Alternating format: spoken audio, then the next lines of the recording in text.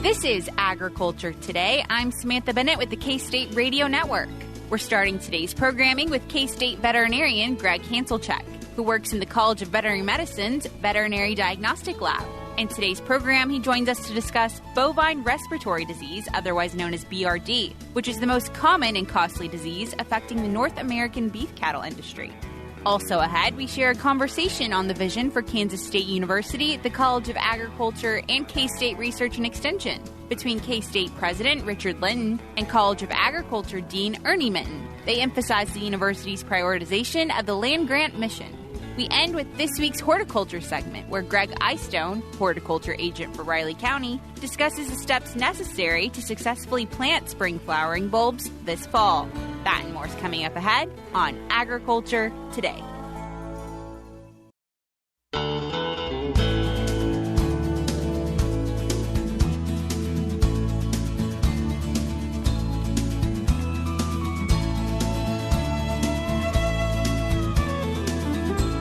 This is Agriculture Today. For Samantha Bennett, I'm Ag Today intern Katie Figge. Joining me in studio today is K-State veterinarian in the Diagnostic Lab in the College of Veterinary Medicine, Gregg Hanzlicek. And today he will be speaking with us about bovine respiratory disease. So, Gregg, thanks for joining us today. Glad to be here. So, if not everybody's an expert like you are on bovine respiratory disease, could you walk us through that a little bit? Well, I'm far from an expert, but I'll try my best to kind of explain it. So it's pneumonia. And it's the number one health issue that we deal with on beef herds post-weaning. It's becoming more important pre-weaning, but it is the thing that we deal with just right after weaning. Gotcha. So why is that so significant in beef cattle specifically? Well, it's also in dairy cattle, but beef cattle, it's just the fact that we've got circulating bacteria and viruses, and then as they go through the weaning process, there may be some weather changes, a lot of stresses going on, which depress the immune system, which then let those organisms actually just grow and do the things that they do in the lungs. Now, you kind of talked about it a little bit, but are there some more causes to why cattle get this disease? Well, it's any stress will start it, and then we have several viruses, IBR, BRSV, BVD, and Corona. Those are the viruses that are associated with it. And then there's multiple bacteria that are also. So it's we call it a multifactorial disease, meaning we've got multiple things that have to work together to cause disease. Sure, yeah. And so within that multiple factor, can you maybe talk about the important role that stress in an environment does play within this disease? Well, stress is a big one because it is immunosuppressive, and we need that immune system in those calves to be at a very high level because we know they're going to be exposed at least to the bacteria and maybe some of the viruses. And so if we have a highly functional immune system, that'll help fight off the infection. If we have some type of stress, hauling or weather or dietary changes or social interactions that increase the stress, the immune system goes down, and then again those organisms are just able to do the things that we don't want them to do. Yeah, and we're certainly seeing that environmental change right now as we head into the fall and winter months. What can our producers kind of be looking for as in clinical signs to be aware of for their cattle? Well, and that's timely what you just said, because last night it got down to 22, and today it's up to 40. On the weekend it's going to be 80. Those big temperature changes are huge stresses on these calves. So typical clinical signs are calves are off feed, they may have an ear that's down, nasal discharge, they may be breathing heavily, and then most of the time they're going to be running an elevated temperature. And those are all together are kind of give you an indication that's what we're dealing with. Yeah, so if producers see these clinical signs, what's the treatment course for this disease? Well, it just depends on what they're dealing with. If there's a viral component, we have no antivirals in bovine veterinary medicine, so that's typically just a case where we know we're going to have to ride the storm for a couple weeks until the virus is eliminated. If it's bacteria, then it really depends on what bacteria we're dealing with. And then there's all kinds of antibiotics or antimicrobials on the market that are labeled for different organisms. So you kind of have an idea of what the organism is first. So, Gregg, because this disease is so difficult to treat, what role can vaccinating play in terms of BRD? Well, that's a great question. A lot of people will vaccinate at weaning, and there is a delay time from when the vaccine is administered to when the animal builds immunity. And if we're at weaning, if it's stressful and our immune system is depressed, then it's not going to respond the way that we want to build the antibodies. That's when we talk about preconditioning. If we can get the vaccines into those calves before the stress of weaning, we have a better opportunity to build higher antibodies and a better immune system at the time of weaning than it is to wait until weaning to give the vaccine. So timing for vaccines is very, very, very important. You want it into the animal long enough so that they have an opportunity to respond before they're exposed to whatever organisms that cause the disease. Yeah, so in terms of resources for our producers, what resources are available at the K-State Veterinary Diagnostic Lab that they can kind of take a look at? Well, what they can always do is call us, and we've got lots of pathologists, we've got microbiologists, we've got virologists, we've got all kinds of ologists, experts that are available to help them if they have any questions about it. We've got our website, ksvdl.org, has a lot of information on it.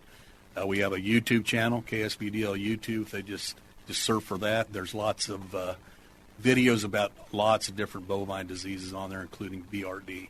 Awesome. And maybe a new resource that you kind of have is this idea of a panel. Could you maybe talk about that? Yeah, so we do offer, it's a pretty unique test in that it's a molecular panel, meaning we're looking for the DNA, and it includes all the bacteria and all the viruses that are associated with bovine respiratory disease in one test. And like I said, it's pretty unusual. And the neat thing is about it, we can run the test on if we unfortunately have dead animals on the lung tissue, but we can also do what we call deep pharyngeal swabs, which is just a nasal swab, and run the same test on live animals. So it's a really unique, cool tool.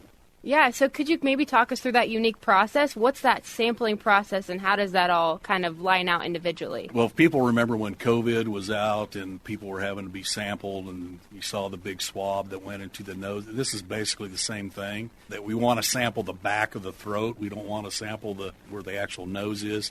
We actually have a video on our YouTube channel. It's about 3 minutes long that goes through the whole process, but it's just a matter of taking a sample from the back of the throat and then sending it in for this test.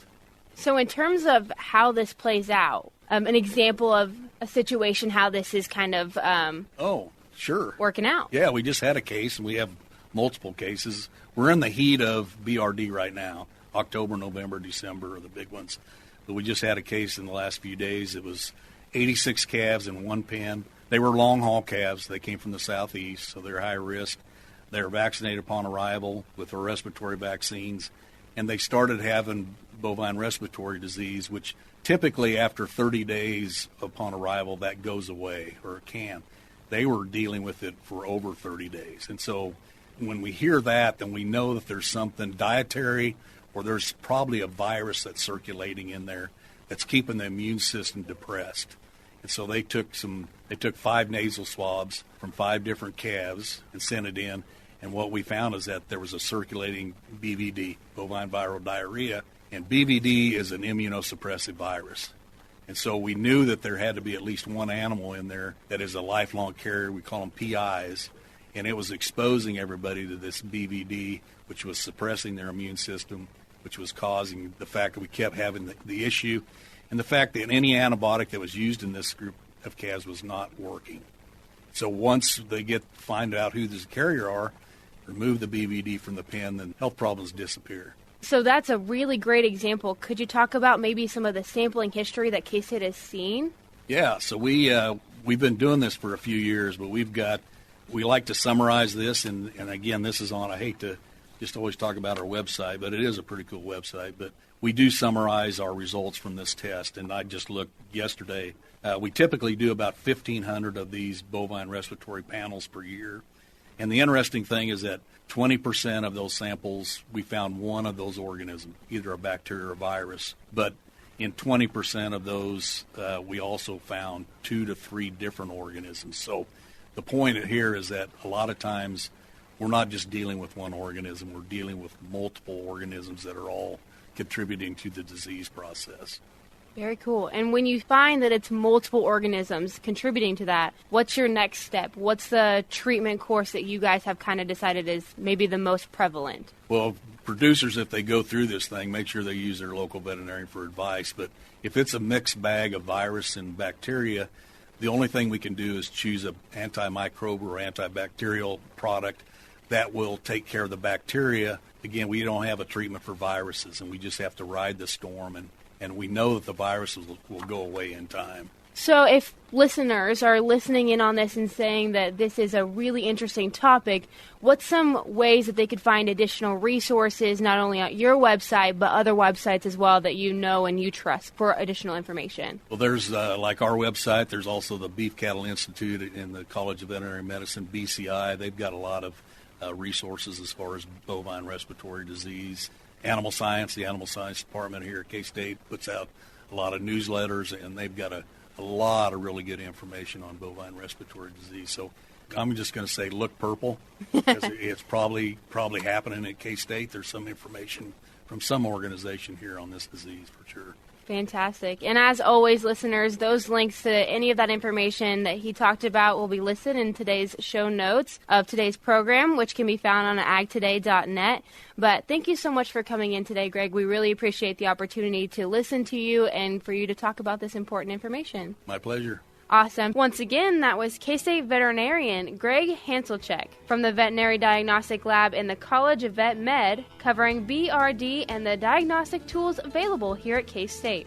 After we cut to a short break, Samantha will return with the Linton and Minton Show, where K-State President Richard Linton and K-State College of Agriculture Dean Ernie Minton discuss their collaborative land grant vision. We'll be back with that and more ahead on Agriculture Today.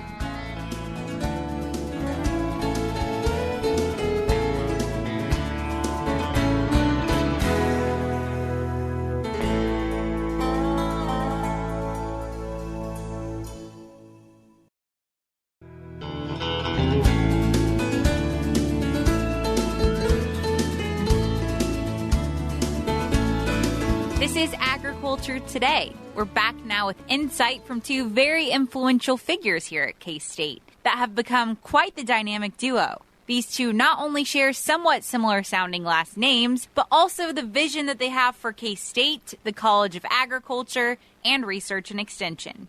K-State President Richard Linton and College of Agriculture Dean Ernie Minton start their conversation by focusing on K-State's land grant values. Even though there are a number of ag schools that continue to focus on the original land grant mission, we in particular take that very, very seriously. We feel like we have an obligation to stakeholders to address things that are important to the state and the region. And I'm not sure that continues to be captured at all land grant universities. So I'm very, very proud of Kansas State for really holding that original land grant mission, I'd say. Yeah, Dean Minton, I would follow up and say that I would agree. I've been now at 5 different land grant institutions and, of course, was Dean of the College of Agriculture and Life Sciences at NC State. And I think what I've seen in the first few months that I've been here is the connection between our stakeholders and our communities in the state is much stronger than at other land grant institutions that I've had. I'm super proud of what I'm seeing in the state relative to research and extension connections.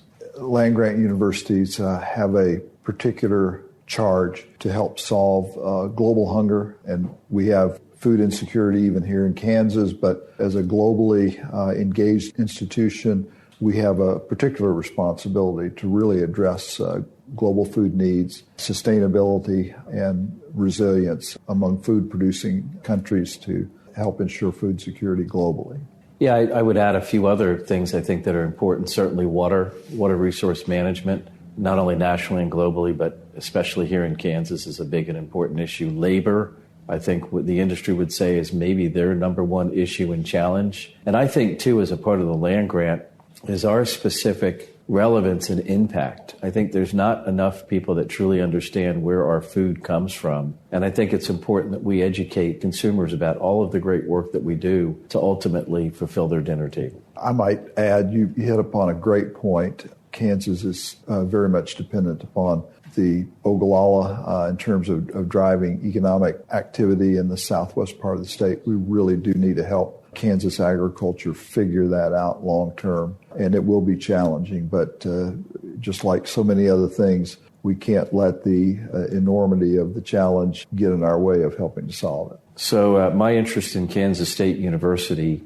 started because of the rich heritage of the land grant university. It's, I think, one of the few land grant institutions in the country that are really living out the land-grant mission as Dean Minton has already described. In Kansas and at Kansas State, it's all about the importance of making lives of people in Kansas better. And as other institutions move more towards, the R1 university or better rankings, I wanted to come to a place that cared about our people first. President Linton and Dean Minton continue on by highlighting the almost reigniting of enthusiasm out of the university, with leadership that really understands wanting to meet the needs of Kansas stakeholders. I think the biggest piece that I've learned is I think they're ready to go.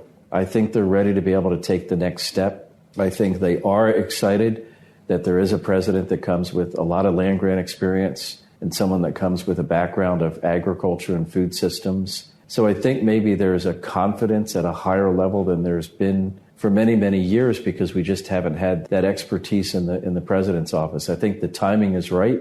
I think the opportunities for agriculture is right now today, and I think it's a perfect marriage. I feel good about where I'm placed as a president, and I think the university and the College of Agriculture should feel very, very good that you've got a person in place that's done this before and has been in the same boots that you've been in. I might mention that one of the things that I found particularly encouraging is you reached out to us several months ago to make sure we held the week of June 20th open for your opportunity to tour Kansas and visit with a lot of different people, including some prominent agricultural producers in the state. And as you and I interacted at various times along that route, I just continually learn things from producers that I've known for years as they interact with someone for the first time and share their experiences and the scope of their operations and so on. And then you're just really encouraged about their commitment to, success of the state, success of food and agriculture in the state, et cetera. Yeah, it's probably my most important work that I've done since I've been on the job was spending a week and visiting external stakeholders, mainly in the western part of the state. Of course, as dean, you learn that showing up is half the battle and listening is the other half of the battle. And I think if you show up and you listen to the ideas that our stakeholders have, when you start to build and grow, they're there to be able to help support you with advocacy. And I think that's critically important. I think especially in this state, we're not going to be able to grow agriculture in the way we think we can without that strong engagement and advocacy from our stakeholders. They continue with shared optimism for what's to come and how that will aid in tackling the big issues through our work here at K-State. Well, of course, my goal is to make Kansas State the best land-grant university that we can be. And I would say I would have the same expectation for the College of Agriculture, is to be the best research extension and teaching organization at a land-grant university in the country that we can be. I'm expecting us to grow. We've got lots of exciting new initiatives. We're looking at trying to bring in interdisciplinary clusters of faculty that will help support agriculture and food systems. We're trying to create a better environment for faculty and staff through new facilities. And I think through new initiatives, I think through new facilities and doing the things that our stakeholders really want and need, we become a much better institution than we already are today. I think one of the things that you've been able to do is really bring to the fore things that we knew were to be true, and that is that often innovation and really moving the body of knowledge forward occurs at the interface of different disciplines, and encouraging that kind of work is going to be very, very important to solving really challenging problems going forward. They go on to discuss how interdisciplinary efforts will allow teamwork to make the dream work, especially when it comes to tackling some of the major problems we face today. Yeah, so let's take a couple of examples. Water resource management. You're probably going to need agronomists. You're probably going to need water specialists. You might need someone from the business school, maybe someone from social sciences, and so maybe a geologist that all need to be working together. If it's data analytics, you might need an agronomist or you might need an animal scientist, but you might need someone from computer science or someone from mathematics to be able to help you understand how to use this complex data to be able to inform decisions. The future of solving the grand global challenges in agriculture is around interdisciplinary work and a connection with private-public partnerships. And I think if we can make those things happen, Kansas State University and the College of Agriculture become much better places. I think, too, as you think about just really moving that concept forward, we may be hiring faculty members in, for example, the Department of Agronomy, who may not even have gotten their advanced degree in a Department of Agronomy moving forward. So we're sort of mixing up disciplines perhaps going forward and doing so advancing the science even faster. And that's okay. That's very okay because that's our future. The K-State president and College of Agriculture dean end by emphasizing the key role that revitalizing infrastructure on campus and off campus will play in taking K-State's efforts to the next level. So I know several years ago, the Association of Public and Land-Grant Universities did a sightline study which evaluated the need for facilities both on campus and off campus. I know it was a big challenge for me at North Carolina State University. We were third worst in the country relative to needs. And so we started thinking about facilities, new facilities on campus, and then also the infrastructure that we had throughout the state with our research and extension centers. What's your thinking about what we should be trying to do here in the state of Kansas? Well, you know, we were similarly challenged with a good number of our facilities here on campus and even off campus being built in the 1950s and 60s. And many of those facilities are really aging out. And so we initiated a facilities master plan a few years ago. COVID interrupted that a bit. Now, with your arrival and your experience at NC State, I think we're really on the cusp of trying to make some progress towards those needed goals. And you're exactly right, both on campus and off campus, and really the need for regionally located research and extension centers that address local problems. You know, I think, too, we have some opportunities this year with a really strong state budget. And as a part of the state budget, there are dollars that are going to be put in place to be able to support ag innovation. And we're working very hard to be able to collectively build out interdisciplinary research and education facilities that be able to help better support our faculty. It's going to take some state dollars. It's going to take philanthropy, and it's going to take support and advocacy from our commodity groups around the state. But I'm hoping that this is a catalyst and step one for what we can do to better help support our industry in the state of Kansas. Sharing their like-minded vision for what's to come for Kansas State University, the College of Agriculture, and K-State Research and Extension, that was K-State President Richard Linton and K-State College of Agriculture Dean Ernie Minton. When we return after the short break, we'll be back with this week's horticulture segment, where horticulture agent for Riley County, Gregg Eyestone, discusses the steps necessary to successfully plant spring flowering bulbs this fall. We'll be back with that and more ahead on Agriculture Today.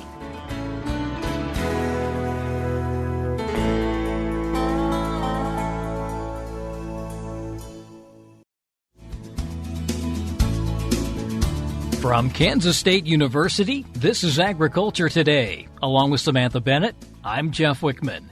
Gardeners like bulbs such as tulips, daffodils, and crocus for a variety of reasons. K-State Research and Extension horticulture agent for Riley County, Gregg Eyestone, says that once planted, many of the bulbs will maintain themselves for years with minimum care, while providing color and interest. Greg, still time for that planting of spring flowering bulbs, and what's the exact process here? Yeah, so, anytime before the ground freezes, now we do get good root growth when the soil temperatures are maybe in the 40s for these bulbs. It's been really dry, so I don't know if you can dig a hole very well. You may need to add some moisture a day or two ahead of time just so you make your planting a little bit more enjoyable and more effective. What type of bulbs are we talking about here, and I guess size-wise, too? Yeah, so we have the smaller size like the crocus, which isn't going to take too much of a deep hole, maybe an inch or two. Typically, we're looking at 2 to 3 times the diameter of your bulb. So if you have a really large bulb, that's going to be planted a little bit deeper. It also depends a little bit on your soil texture. If you have a sandy soil, you may need to plant that a little deeper than you would a clay soil, which a lot of us seem to have. Those clay soils hold moisture, and that's a problem for our bulbs, getting them too wet, staying too wet. So those are planted maybe a little bit shallower. But again, 2 to 3 times the diameter, and that's at the base of that bulb. So if you have a tulip bulb, which can be a little bit larger, that may be 4 or 5 inches into the soil. It just depends on the size of your bulb. Some people like to buy the really large ones. Those are going to give you the biggest flower. But sometimes those become a little bit cost prohibitive, and so a smaller one will be okay, just won't be quite as large of a bloom this first season anyway. And because of the soil, is there also maybe some need to do some amending to that soil? It's always good to add organic matter. That's going to improve the drainage of that soil, and that's kind of, again, the important thing for some of our bulbs, that they don't stay in wet soil too long. So if you can add some organic matter, a couple inches tilled into the soil, basically to about the depth of that bulb. So again, if you have a large, let's say, daffodil, you may have to incorporate that 5 or 6 inches into the soil. Crocus, I keep going back to crocus because they're a little easier to plant because they're smaller. You only go an inch or two and get that tilled in. Soil test is always good to know if we need to add the phosphorus, which a lot of information out there on always needing phosphorus. At least here in Riley County, most of our soils have ample phosphorus, so we don't need to add bone meal or bulb food at the planting time. We would just add some nitrogen during the growing or the pre-growing season. So you could add a little bit of nitrogen a few weeks after you plant or as soon as you start to see some foliage coming up in the springtime. But generally these bulbs, if you've grown them as annuals, the flower's already there, so adding fertilizer really doesn't do any good for making the flower more spectacular. So if it's kind of more of an annual planting, I wouldn't add any fertilizer whatsoever. In terms of layout, is there some strategies we might want to follow? There's different ways. Some may do it in sweeps or rows, if you will. Some people just take their bulbs and throw them on the ground and plant where they come up. That gives you more of a natural look to it. So it kind of depends on your personal perspective of what you're wanting, if you're wanting more of a formal look or more of a natural look on how to plant those. And you've mentioned several, so there's a way to also just kind of incorporate a variety here? Yeah. So, typically our spring blooming crocus are the ones that's going to come up first. Then you will get into tulips and daffodils, and those can be early, mid, or late seasons. So you can spread out your display come springtime on the selection of the different varieties that you get, usually on the container, or if you're purchasing them online or something like that, they'll have that information on early season to late season to get spread out bloom. And something we should probably be tackling relatively soon? Yeah, I would try and get them in as soon as possible. We're trying to get them before the soil temperature gets below 40, but I know of people that call the extension office in December. Do I wait, keep them, or do I put them in the ground? And it's probably best just to go ahead and get them in the ground. So even if you don't have time yet, probably better to get them in the ground instead of storing them over till another season. That's K-State Research and Extension Horticulture Agent for Riley County, Gregg Eyestone, with information on planting spring flowering bulbs. And that'll do it for this edition of Agriculture Today. For Samantha Bennett, I'm Jeff Wickman. This is the K-State Radio Network.